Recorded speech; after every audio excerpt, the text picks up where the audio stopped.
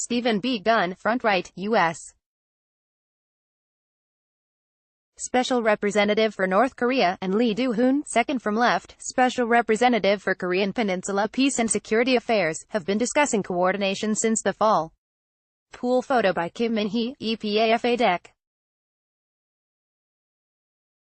7. UPI. The United States and South Korea held a working-level group meeting to discuss North Korea sanctions and coordination, following a meeting between U.S.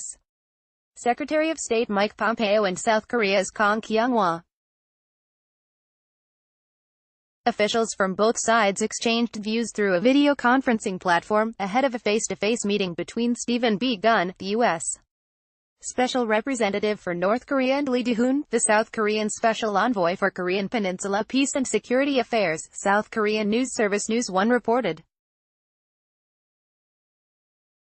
A source at Seoul's foreign ministry said Friday the one-hour video conference follows a November 20 working-level discussion. We discussed North-South cooperation, and general topics, including North Korea's nuclear weapons, the source said.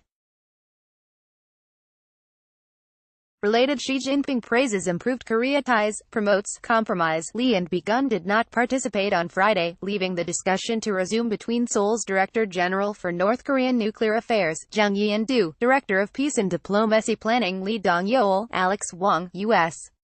Deputy Assistant Secretary for North Korea in the Bureau of East Asian and Pacific Affairs, and others, according to News One.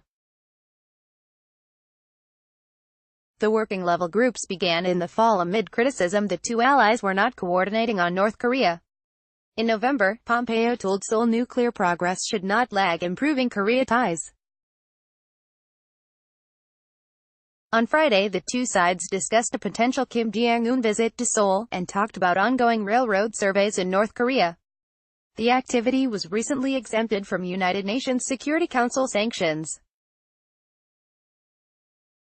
Related speculation on Kim Jong-un's visit to Seoul grows. South Korea and the United States have agreed to continue evaluating the performance of the working group against the framework for a comprehensive and close U.S.-South Korea cooperation, and strengthening regular consultations in various formats, News One's foreign ministry source said. The meeting comes 2 days after a bill in U.S. Congress, the Asia Reassurance Initiative Act, passed the Senate. The bill, introduced by U.S. Sen.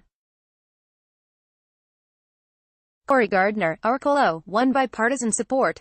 It reiterates strong sanctions against North Korea until complete denuclearization is achieved. Related, Pompeo meets with South Korea's top diplomat after Bush's funeral. The objective of negotiations with respect to the nuclear and ballistic missile programs of the Democratic People's Republic of Korea is the complete, verifiable, and irreversible dismantlement of such programs, the bill states.